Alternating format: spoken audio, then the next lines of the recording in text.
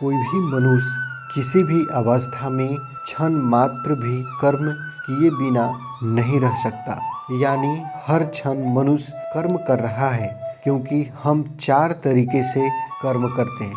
पहला, विचारों के माध्यम से, जैसे किसी के बारे में कुछ सोचना। दूसरा, शब्दों के माध्यम से, जैसे किसी को कुछ कहना। तीसरा, क्रियाओं के माध्यम से, जो हम स्वयं करते हैं। चौथा है क्रियाओं के माध्यम से, जो हमारे निर्देश पर दूसरे करते हैं। इसका मतलब यह है कि वह सब कुछ जो हमने सोचा, कहा, किया या कारण बने, यह कर्म है। यानी हमारा सोना, उठना, चलना, बोलना, खाना, कुछ करना, सभी कर्म के अंतर्गत आते हैं। दोस्तों, कर्म को और अच्छे से समझने के लिए एक कहानी सुनते हैं। एक बार की बात है, देवताओं के राजा इंद्र ने किसानों से किसी कारण से नाराज होकर 12 वर्ष तक बारिश न करने का निर्णय लेकर किसानों से कहा, अब आप लोग 12 वर्ष तक फसल नहीं उगा सकोगे। सारे किसानों ने चिंतातुर होकर एक साथ इंद्रदेव से वर्षा कराने की प्रार्थना की। इंद्र ने कहा, यदि भगवान शंकर अपना डमरू बजा देंगे तो वर्षा हो सकती है। इंद्र ने किसानों को यह उपाय तो बताया, लेकिन साथ में गुप्त वार्ता कर भगवान शिव से यह आग्रह कर दिया कि आप किसानों से सहमत न होना। जब किसान भगवान शंकर के पास पहुंचा तो भगवान ने उन्हें कहा, डमरू तो 12 वर्ष बाद ही बजेगा।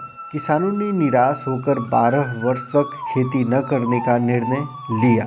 उनमें से एक किसान था जिसने खेत में अपना काम करना नहीं छोड़ा और वो नियमित रूप से खेत जोतने और बीज बोने का काम कर रहा था। माजरा देखकर गांव के किसान उसका मजाक उड़ाने लगा। कुछ वर्षों बाद गांव वाले इस मेहनती किसान से पूछा कि जब आपको पता है कि 12 वर्षों तक वर्षा नहीं होने वाली है, तो अपना समय और ऊर्जा क्यों नष्ट कर रहे हो? उस किसान ने उत्तर दिया, मैं भी जानता हूँ कि 12 वर्ष फसल नहीं आने वाली है, लेकिन मैं यह काम अपने अभ्यास के लिए कर रहा हूँ, क्योंकि 12 साल कुछ न करेंगे तो मैं खेती किसानी का काम भूल जाऊंगा। मेरे शरीर की श्रम करने की आदत छूट जाएगी।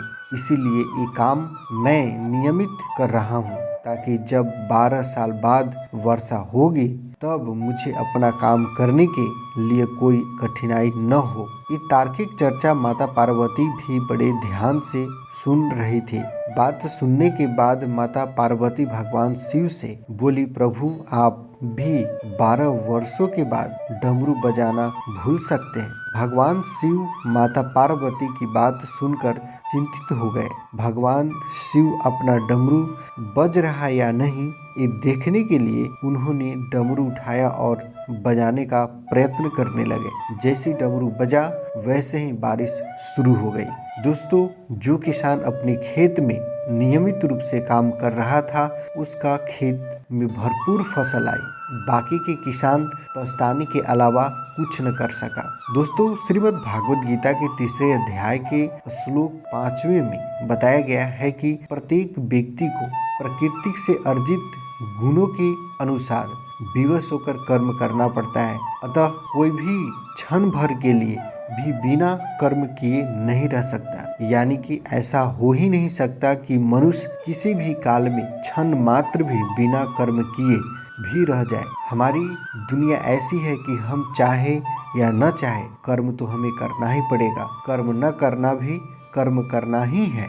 जिस तरह से प्रकृति ने हमें बनाया है, उसका गुण यही है कि हम हर समय कर्म करें। प्रकृति में कभी कुछ रुकता नहीं। सांसें चलती है, समय चलता है, जीवन का पहिया चलता ही रहता है। जब तक जीवन रहेगा तो कर्म भी रहेगा। इसलिए आवश्यक है कि कर्म को समझा जाए और समझकर किया जाए। जय श्री कृष्ण।